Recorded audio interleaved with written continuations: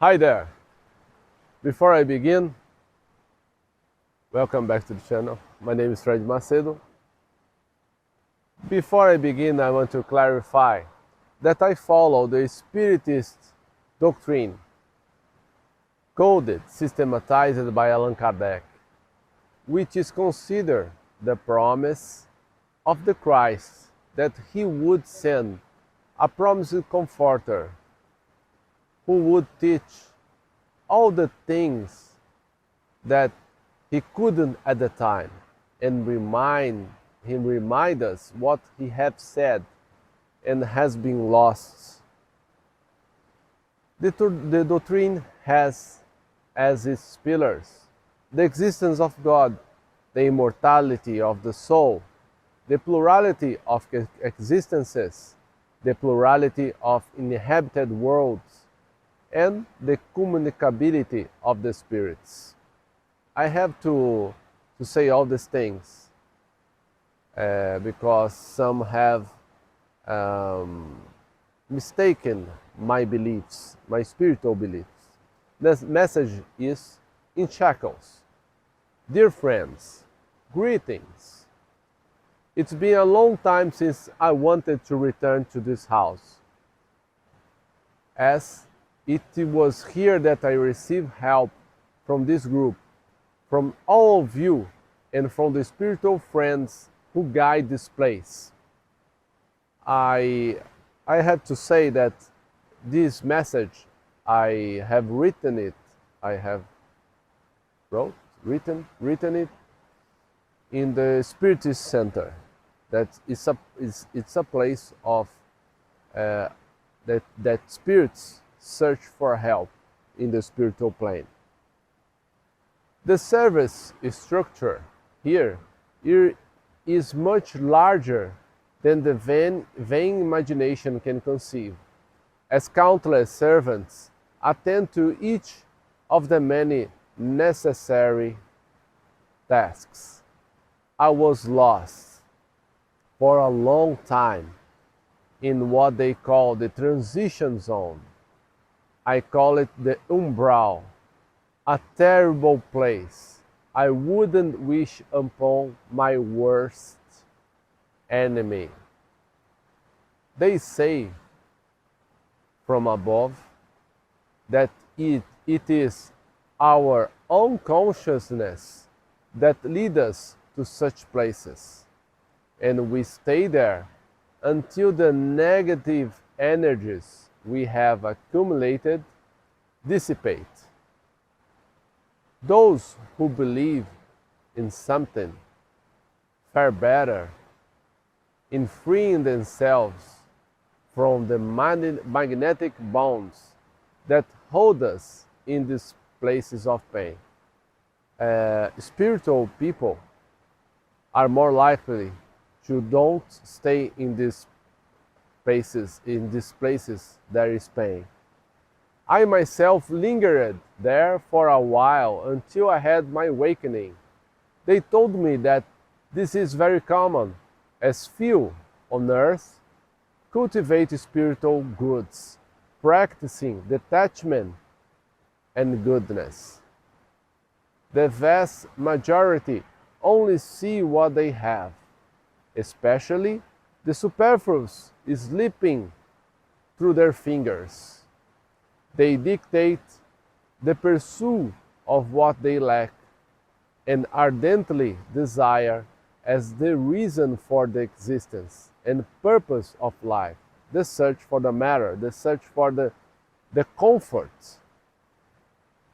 They lose their health, their family, who can't stand them, and ultimately they lose everything they should strive to keep in the first place: morality, spiritual well-being, and then the physical.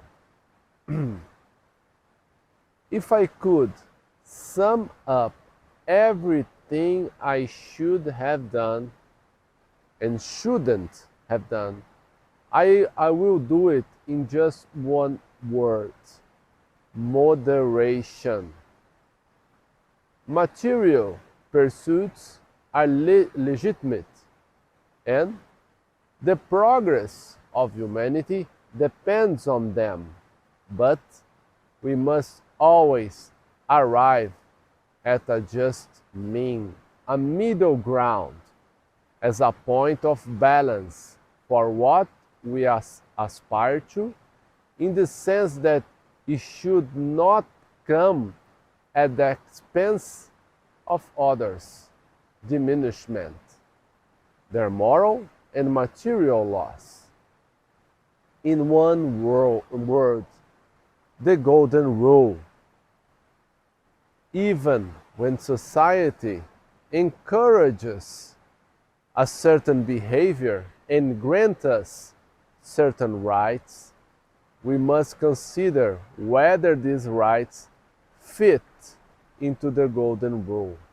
That is, whether it would be fair for us to experience the same situation we are imposing on someone else. Throughout my life, I pursued everything fiercely and relentlessly. If I have lived in ancient Rome, I would have exercised the right to sell a debtor's family as slaves to compensate for my losses. I found it inconceivable to lose or yield anything to anyone, not even to my own family, because I wanted to control everything under the excuse that mine knew nothing and were squanderers of what I had built. I prospered materially while leaving my debtors under the rubble of misery, while I lived with enough money for 10 lifetimes. Even so, as selfish as I was, so obsessed with accumulating wealth without anywhere to store more money, debt came to me as well. What a disappointment it was. All my wealth, my beloved goal, turned out to be useless on the other side of life. We cannot carry anything. It was as if a curse fell upon me. First, I couldn't distance myself from my possessions. Then, I was dragged to a repugnant and fetid place where 1,000 voices screamed, "Usurer!" accusing me of the worst things. I, who believed I had the right to charge, execute, and bankrupt others. My departure from that place took a long time, and my stay there was quite painful until, through the intervention of a beloved spirit, it finally happened. When I recovered and everything was explained to me, I could see the consequences and the repercussions of my actions.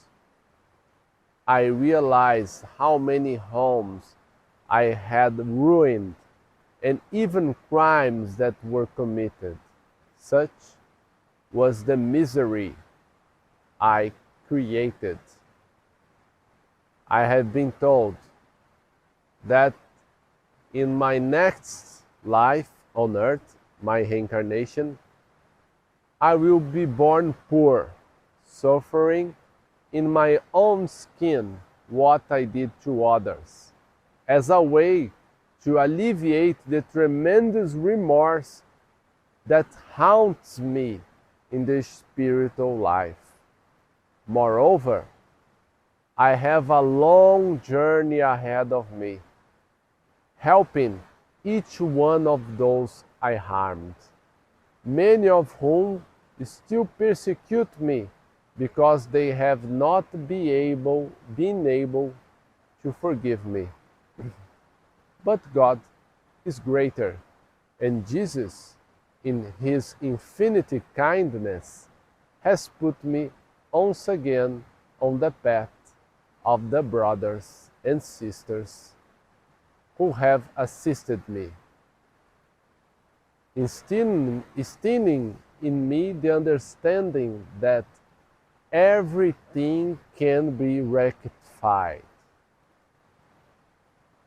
A journey of 1,000 tears begins with the courage to take the first step, understanding that the rocky road I must travel is there because I personally placed all those stones.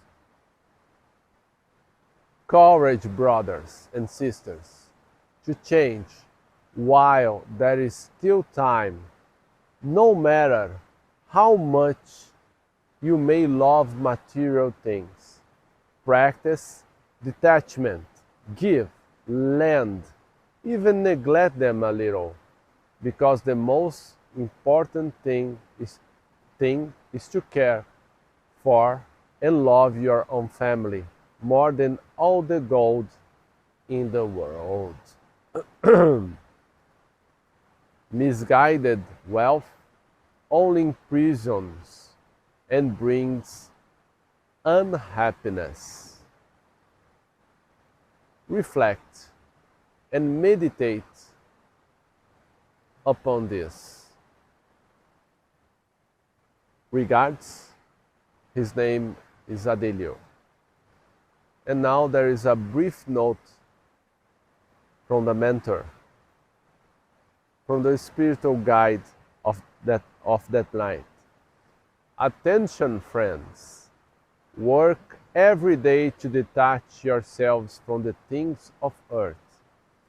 Devote yourselves to the imperishable treasure of love, the only things that will help you on this side of life. Always be generous in helping others. Extending a hand to a brother is elevating oneself. That's it. Thank you all for watching. Until our next message. Bye.